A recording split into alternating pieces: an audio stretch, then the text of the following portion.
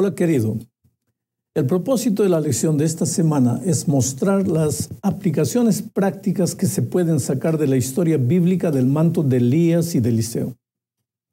Elías, mira, él es considerado tal vez el más importante profeta del pueblo de Israel, por lo menos para los judíos.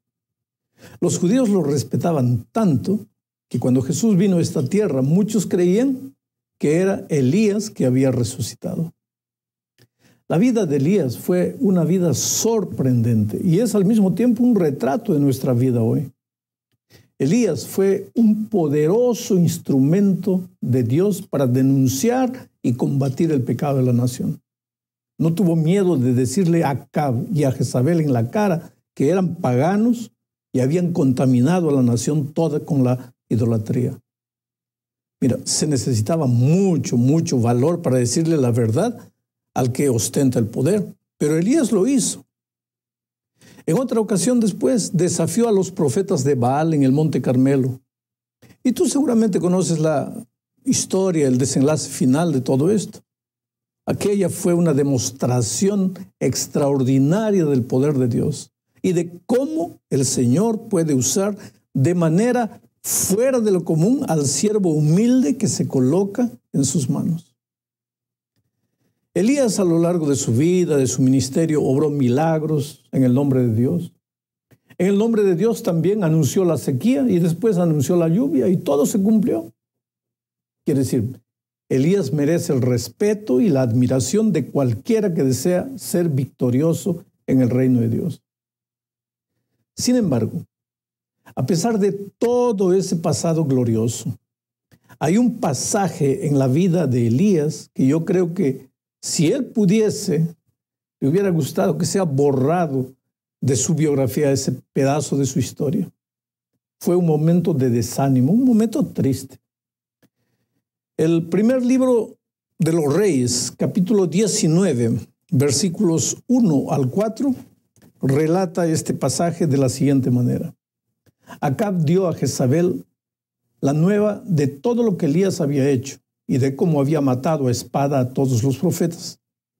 Entonces envió Jezabel a Elías un mensajero diciendo: así me hagan los dioses y aún me añadan, si mañana a estas horas yo no he puesto tu persona como la de uno de ellos. Viendo pues el peligro, se levantó y se fue para salvar su vida, y vino a Beerseba, que está en Judá, y dejó allí a su criado. Y él se fue por el desierto un día de camino, y vino y se sentó debajo de un enebro, y deseando morirse, dijo: basta ya, oh Jehová, quítame la vida, pues yo no soy mejor que mis padres. Ahora te pregunto una cosa: ¿cómo puede un hombre, un ser humano, en tan poco tiempo llegar de un extremo al otro? Hoy estaba protagonizando el mayor hecho de la historia en defensa de Dios. Al día siguiente quería morir, lleno de miedo, de desconfianza, de duda. Pero mira, antes de criticar a Elías, tenemos que recordar que infelizmente así somos los seres humanos. Nuestras victorias pasadas no son garantía de victorias futuras. El hecho de que Dios nos usó poderosamente hasta aquí no necesariamente significa que nos seguirá usando. Quiere decir, todo va a depender de la comunión diaria que mantengamos con Dios. Pero lo que hay que destacar esta semana es lo que sucedió allí cuando el profeta estaba escondido, estaba desanimado, llorando, lleno de dudas y lleno de desconfianza. En esas circunstancias tristes, Dios no lo abandonó. Dios jamás abandona a sus hijos. Si en este momento estás pasando por dificultades, recuerda esto: Dios jamás abandona a sus hijos. Somos nosotros los que a veces no logramos verlo, envueltos por el dolor. Pero Dios envió un ángel para ayudar a Elías. Y si seguimos leyendo el primer libro de Reyes, capítulo 19, versículos 5 al 7, vamos a ver el relato de esta manera. Y acostándose bajo el enebro, se durmió. Y he aquí un ángel lo tocó y le dijo: levántate, come. Entonces miró y he aquí que a su cabecera había una torta cocida sobre piedras calientes y una vasija de agua. Comió y bebió y volvió a acostarse. Y el ángel del Señor volvió por segunda vez, lo tocó y le dijo: levántate, come, porque es muy largo el camino para ti. Interesante, observa bien esto. El ángel hace un milagro, le da pan, le da comida, él come, se duerme. Quiere decir, no tiene la mínima voluntad de salir adelante. Hay momentos en la vida en que tú no te explicas, tú creo que te das cuenta que las cosas están así, que tienes que salir de esa situación, pero es que simplemente no tienes fuerzas. Pues esa era la situación de Elías. Ahora, en la segunda vez él logró levantarse.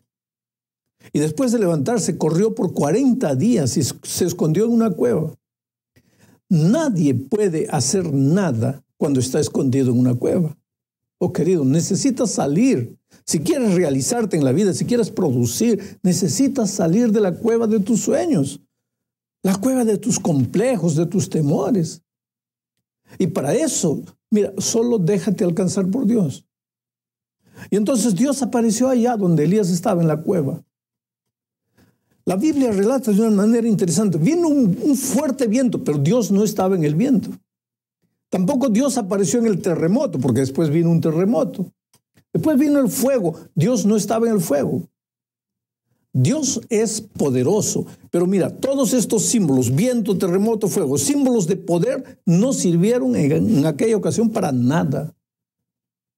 Después Dios habló en el silbido suave y delicado de la brisa. Quiere decir, Dios llegó de manera mansa, casi imperceptible. Fue en la brisa suave que se oyó la voz de Dios. Ah, mi querido, ¿cuántas veces nosotros vivimos esperando manifestaciones extraordinarias del poder divino, cuando Él nos habla muchas veces a través de cosas aparentemente insignificantes, como la sonrisa de un hijo, el canto del pajarito o la voz mansa y quieta de la conciencia?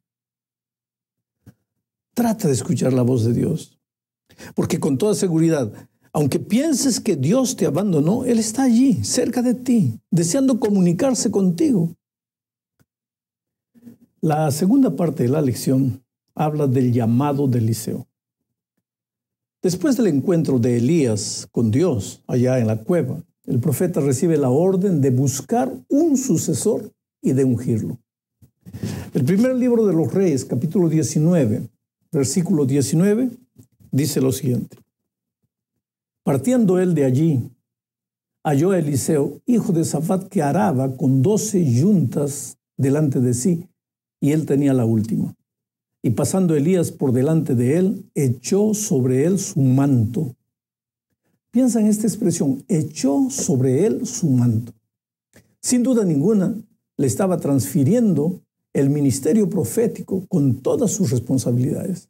Solo que el manto, que en este caso es usado como un símbolo de algo bueno, en otras ocasiones no lo es. Por ejemplo, en el Salmo 109, versículo 29 se dice: sean vestidos de ignominia los que me calumnian, sean cubiertos de confusión como con manto. Quiere decir, el manto, que en cierto momento puede ser símbolo de algo bueno, en otro momento puede ser símbolo de algo malo. ¿De qué depende? Depende del contexto y también del uso que le damos a las cosas. Por ejemplo, el manto que nos colocamos cuando intentamos ser buenos por nuestras propias fuerzas es como trapo de inmundicia. Ya el manto que Jesús nos coloca cuando reconocemos nuestra incapacidad y vamos a Él con fe es un manto blanco de justicia y de poder. ¿Qué tipo de manto estoy vistiendo yo? ¿Qué tipo de manto voy a dejar a los que vienen después de mí? Esto es importantísimo, ¿sabes? Porque nadie vive para sí y nadie muere para sí. A lo largo de este trimestre estamos estudiando temas que tienen que ver con el manto. ¿Qué es lo que significa el manto? ¿Qué significan las vestiduras? ¿Qué significan los ropajes? Símbolos de el esfuerzo humano tratando de encontrar solución para su problema, o la obra maravillosa, divina, haciendo por el ser humano lo que él no puede hacer. Ojalá que cuando yo entregue el manto para el que viene atrás de mí, no le entregue un manto basado en mis consecuciones, en mis trabajos, en lo que hice, sino le pase la confianza en el poder de Dios, la confianza en el amor, en la misericordia, en la gracia de Dios. O sea, no le pase el manto inmundo de mis trapos, sino que le pase el manto blanco de la justicia de Cristo. Vamos a la tercera parte de la lección. Aquí se presenta un incidente triste en la vida del pueblo de Israel. El rey era Acab. ¿Sabes? El problema con los reyes de esta vida es que piensan que pueden tener todo, que pueden hacer todo. Y si ellos no piensan así, la esposa con toda seguridad piensa. Y ese fue el drama de Acab. Él quería tener el terreno en Nabot. Y como no podía conseguirlo por medios ilícitos, ¿qué hizo? La esposa Jezabel, una reina pagana, usó de medios ilícitos para matar a Nabot y apoderarse de las tierras de aquel hombre. Pero cuando Acab pensó que había logrado lo que quería, entonces apareció el profeta enviado por Dios y le dijo: en el mismo lugar donde los perros lamieron la sangre de Nabot, los perros lamerán también tu sangre. Y todo será destruido. Jezabel será comida por los perros y tu gente que está en la ciudad y muera será también comida por los perros. Y los que están en el campo y mueran serán devorados por las aves. Y querido, al oír esta sentencia divina, mira lo que registra el primer libro de los Reyes, capítulo 19, versículo 27. Sucedió que cuando Acab oyó estas palabras, rasgó sus vestidos, ciñó su carne con ropas ásperas, ayunó, durmió sobre las ropas ásperas y anduvo humillado. Nuevamente encontramos aquí el símbolo del vestido, esta vez como símbolo de arrepentimiento. ¿Estaba Acab realmente arrepentido? Por favor, no digas sí, tampoco digas no. Solo ten mucho cuidado, porque querido, nadie puede juzgar el arrepentimiento de nadie. Solo Dios puede hacerlo. Una situación de tristeza, dolor y vergüenza puede llevar a una persona al arrepentimiento. O lo que alguien siente en esas circunstancias de dolor, de tristeza, es solo remordimiento. Entonces, mira, dejemos que Pablo, el apóstol Pablo, nos responda en la segunda epístola a los Corintios, capítulo 7, versículo 10, dice: la tristeza que es según Dios produce arrepentimiento para salvación, de lo cual no hay que arrepentirse. Pero la tristeza del mundo produce muerte. Aquí Pablo presenta dos tipos de tristeza: la que es según Dios y la que es según el mundo. ¿Cuál es la diferencia entre ambas? Es que la tristeza que es según Dios te lleva a cambiar el rumbo de la vida, a abandonar los pecados, los caminos malos. Ya la otra, la tristeza del mundo, que nada más que es remordimiento, te lleva solo a prometer y después de un tiempo, pasado el peligro, vuelves a tus antiguos caminos. Pero por eso es que a veces, para tener seguridad de lo que está sucediendo en nuestro corazón, de si realmente estamos arrepentidos o no, tenemos que clamar como David, diciendo: Señor, crea en mí, oh Dios, un corazón limpio y renueva un espíritu recto dentro de mí. Vamos a la cuarta parte de la lección. Aquí encontramos un momento dramático de despedida. Mira, momentos de despedida siempre son momentos de tristeza, pero aquí encontramos una despedida que trajo alegría y gozo. Bueno, había llegado el momento en que Dios arrebataría a Elías en una carroza de fuego.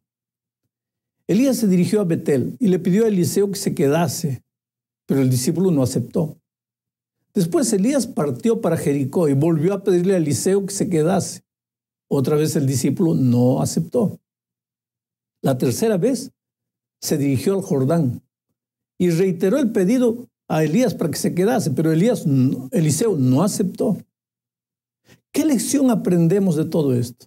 Una lección grande, importante. La victoria es de los que persisten. Mira, si un día vas a llegar al ideal que Dios te preparó, no será porque no hubo dificultades en el camino.